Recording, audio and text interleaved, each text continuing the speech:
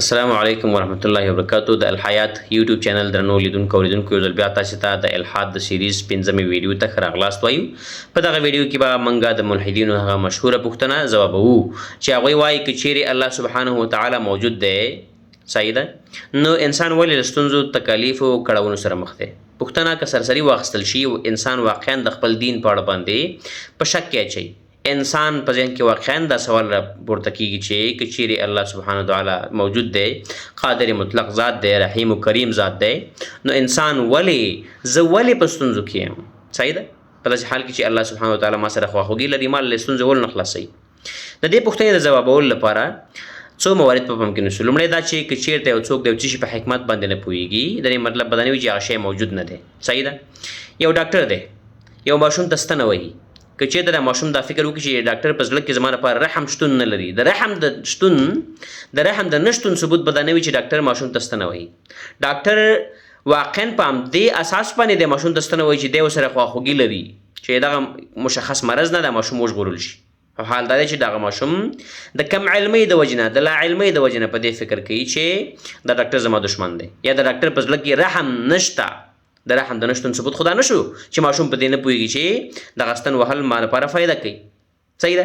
نو بېرته اساسي ټکي ته راځو چې د یو شي د حکمت په نه پوهېدلو باندې موږ دا نشو ویلی چې دا شی موجود نه دی. دویمه خبره دا ده چې دنیا د اسلام له نظره د امتحان کور دی. الله سبحانه وتعالی قرآن کې بار بار دا خبر کړي. سوره ملک کې الله څه وایي؟ الذي خلق الموت والحیات لیبلوکم ایکم احسن عملا. انسان الله سبحانه وتعالی مرګ او ژوند په دې خاطر پیدا کړي چې تاسو کې وګورئ تاسو کې بهترین عمل کول والا څوک دی. بل ځای په سوره بقره کې الله سبحانه وتعالی څه فرمایي؟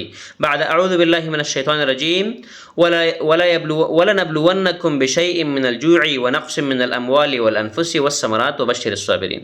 الله تعالی کله کله داسې امتحانوي، خامخا به تاسې امتحانوي. ولنبلونکم خامخا به موږ تاسې امتحانوو من الخوف په ویره باندې، والجوع په لوږه باندې، ونقص من الاموال په مالونو کې به کمی راځي، والانفس کله کله به مور و پلار لور زوی ښځه دا به درنه اخلم وژنبي. الله تعالی به هغې ته مرګ راولي، په دې به تاسې امتحانېږئ. والثمرات په میوو غلو دانو کې به کمی زیاتې راځي. نو تاسې به څه کوئ؟ وبشر الصابرین، زیری چا لپاره څوک صبر کوي.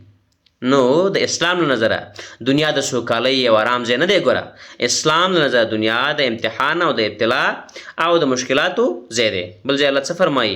ولقد خلقنا الانسان فی کبد. موږ انسان په مشقت او تکلیف کې پیدا کړی. نو انسان دا فکر نه کوي زه په ستونزو کې یم، الله تعالی نشته.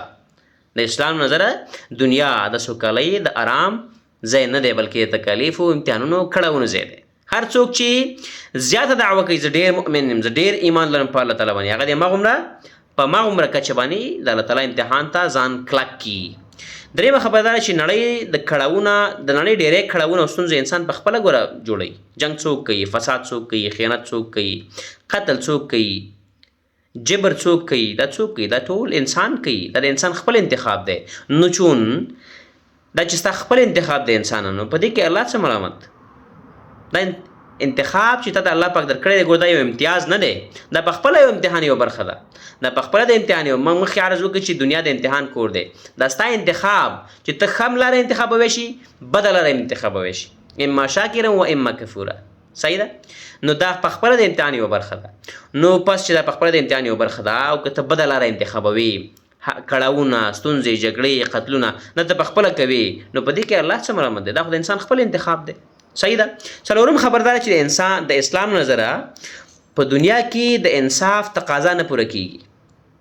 مثال در کوم،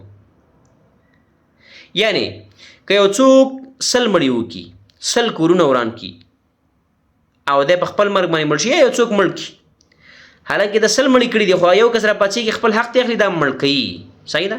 دغه نور 9 نوي مړي خو په ده باندې پاتې شو، نو دې لپاره به کوو څه؟ الله سبحانه وتعالی د دې لپاره جنت او دوزخ ټاکلی دي. جنت او دوزخ یې جوړ کړی دی، آخرت یې پیدا کړی په همدې خاطر باندې چې د دغه انسان څخه پوښتنه وشي، دا مسؤول دی په هغه څه باندې چې د په دنیا کې کړي دي. نو د انصاف تقاضا په دنیا کې پوره کېدی نه شي. یو انسان 100 مړي وکړه، په ده باندې 100 عریضې وشوې، خو دا شی مړ شو، دا قاتل مړ شو، د ده نه به دا حق څوک اخلي؟ دغه مظلومانو حق به د ده نه څوک اخلي؟ په دنیا کې خدا نه کیږي دا کار. نو دې لپاره داسې یو بل ژوند ته داسې یو بل ماحول ته ضرورت ده چې په هغه کې دا سړی ودرول شي او دغه 100 یا 99 کسانو د ده نه پوښتنه وشي دا تا ولې وژلی دي، دې سره دې ولې ظلم کړی دی. همدارنګه چې د یو مظلوم 100 کاله په هغې باندې ظلم وشي، 100 کاله مسلسل په هغه باندې ظلم وشي او دا بیچاره خپل حق ترلاسه نه کړي دغه ظالمانو نه په دنیا کې. نو د انصاف تقاضا خدا ده چې داسې یو بل ځای ضرورت داسې د یو بل ځای ضرورت شته چې هغې ته موږ آخرت وایو، په هغې باندې ایمان لرو. زموږ د ایمان یو ډېره اساسي برخه ده چې موږ آخرت لرو، پس د مرګ نه ژوند لرو، بعث بعد الموت، صحیح ده، والیوم الاخره، په دې باندې عقیده لرو. نو دغه مظلوم به دا فکر کوي چې زما حق دلته وانخیستل شو، دا به کوم ځای اخیستل کېږي؟ طبیعي خبره دې لپاره یو بل ژوند ته ضرورت دی. نو د اسلام نظره دنیا د ستونزو د انصاف د تقاضا د پوره کېدو ځای نه دی، بلکې دې لپاره آخرت باید موجود وي. دا آخرت چا پیدا کړی؟ دا آخرت نه موږ د الله تعالی وجود نشو ثبوتولی، عقل کې په کار باندې واچول شي، دغه نه موږ ته معلومیږي چې الله تعالی موجود دی. آخري خبره دا ده که چېرته دغه د ملحد ورونه دا پوښتنه وشي چې که ته دا وایې چې الله سبحانه وتعالی نشته او بیا دا هم وایي که چېرته شته نو د ستونزې کړاوونه مشکلات بدۍ ولې شته؟ اوس دغه بدیو ستونزو کړاوونو لپاره تعریف له کوم ځای ته که ملحد صاحب د تعریف تا له کومه که زم یو شي ته که ته بد وایي په امریکا کې، په افغانستان کې هماغه شی ښه دی، نو پس چې ښه دی افغانان دغه شي ته ښه سترګه ګوري، ته ورته په بده سترګه ګوري ملحد صاحب، صحیح ده.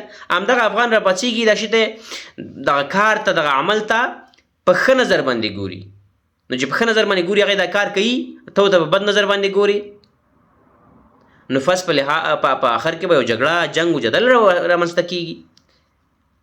نو هدف د دې خبرې نه دا دی چې انسان د دې جوګه نه دی چې د ښه او بد لپاره د بدۍ او نیکۍ لپاره یو معیاري تعریف ولري. د دې لپاره داسې یو ذات ته ضرورت دی چې هغه زمونږ ستاسې په سر باندې موجود وي او هغه تعریف موږ ته راکړي، دغه د نیکۍ تعریف دی، دا د بدۍ تعریف دی. ملحد صاحب دا پوښتنې ته څنګه جوابوي؟ نیکۍ او بدۍ لپاره معیار ته له کوم ځای نه اخلي؟ پس دا اخري نقطه موږ په دې باندې متفق کوي چې داسې یو څوک شته، داسې یو بینګ شته، داسې یو ذات شته چې هغه موږ ته نیکي تعریف کړي او بدۍ موږ ته تعریف کړي. تر څو موږ په هغه د نیکۍ لاره غوره کړو، څوک نیکۍ لاره غوره کوي جامع تعریف موجود وي، او که څوک د بدۍ لاره غوره کوي د هغې لپاره جامع تعریف موجود وي. نو دې لپاره د الله تعالی شتون په عقلي حساب باندې ډېر ضروري دی. د داسې یو ذات شتون په عقلي حساب باندې ډېر ضروري دی چې هغه د انسانانو په زړونو باندې قادر وي، د انسانانو د سینو په رازونو قانع وي، انسانان هغه پیدا کړي وي، د انسانانو په طبع باندې پوهېږي. نو هغې لپاره پس دا کولی شي یو جامع تعریف تاسو ته انسانانو ته ورکړي. نو پس موږ دا ثبوتولی شو دي چې الله سبحانه وتعالی شته او د الله تعالی عبادت په موږ تاسې باندې فرض دی. الله تعالی موږ پیدا کړي یو، د مرګ نه وروسته بیا ژوند شته، دغه نه ثبوتېږي. نو الله تعالی دې وکړي چې د ملحدینو دغه پوښتنه ستاسې په ذهنونو کې او د ملحدینو په ذهنونو کې انشاءالله ځواب شوي وي. ډېر زیاته مننه.